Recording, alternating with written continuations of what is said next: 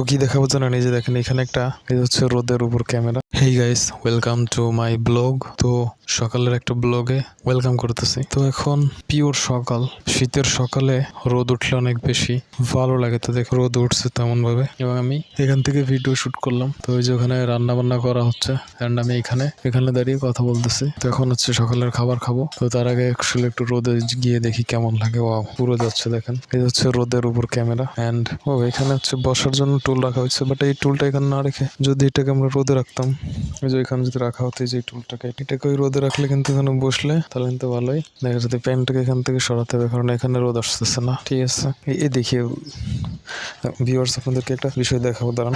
তো কি দেখাবো জানেন, এই যে দেখেন এখানে একটা হোয়াইট জুতো আছে এবং এখানে একটা ব্ল্যাক জুতো আছে। এটা কেউ পরে না। এটা পরে না কেন জানেন? কারণ বলতেছে, দাঁড়ান, এটা পরে না বলতেছে। এটা আমি নিয়ে আসলাম, এটা এখন আমি আপনাদের সাথে শেয়ার করবো যে এটা কেন পরে না। এটা না পরার সবচেয়ে বড় কারণ হচ্ছে কি জানেন, এটা একটা ওল্ড মডেলের জুতা। এটার স্টাইল কিন্তু একদম ওল্ড মডেল। তো আমি যদি এটা পাই দিয়ে দেখেন, আমি কিন্তু এগুলো পরি না। আমি যে সামান্য একটা সিলিভারের মতন সোল্ড জাতীয় যে স্যান্ডেল সেটা পরে আছে, তো এটা কিন্তু আমি পরি না। এটা কিন্তু এখানে এরকম থাকে বাইরে, এখানে এটা কিন্তু কেউ পরে না। ওই যে আরেক জোড়া আছে সাদা, ওইটা একটা কালার উঠে যাওয়ার কারণে ওটা ওকে পড়তেছে না, আর আমি কিন্তু এগুলো সবই পড়তে। এটার কারণ হচ্ছে এটাই জন্য পরে না। তো দেখি আবার এখন হচ্ছে মা বসে চুলায় তরকারি জাল দিচ্ছে।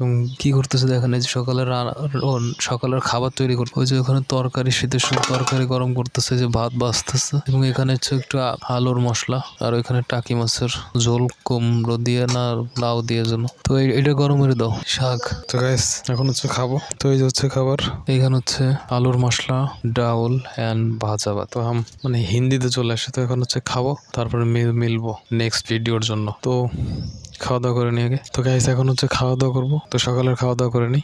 ওকে, তো খাওয়া দাওয়া শেষ করে এখন আর একটু রোদ দেখলাম। তো রোদটা এখন আরো বাড়ছে। ঠিক আছে, মানে টাইম যত বাড়বে তত কিন্তু রোদ বাড়বে। দেখি এখানে একটা কবুতর কিন্তু এখান থেকে উড়ে চলে আসছে। ওখান থেকে জানেন, ওই যে ওইখানে একটা বাসা বানাইছে, ওইখান থেকে ওই যে চালের উপর উড়ে আসছে, আর আমি এখান থেকে ওটাকে ক্যামেরা বন্দি করে। তো হ্যাঁ, কবুতর কা নিশানা। হিন্দিতে কথা বললেই মানে ভালো হয়, ব্লগ ভিডিও হিন্দিতে বানানো উচিত। ওই যে হচ্ছে নানু বসে খাবার খাচ্ছে, ক্যামেরা বন্দি হয়ে গেল।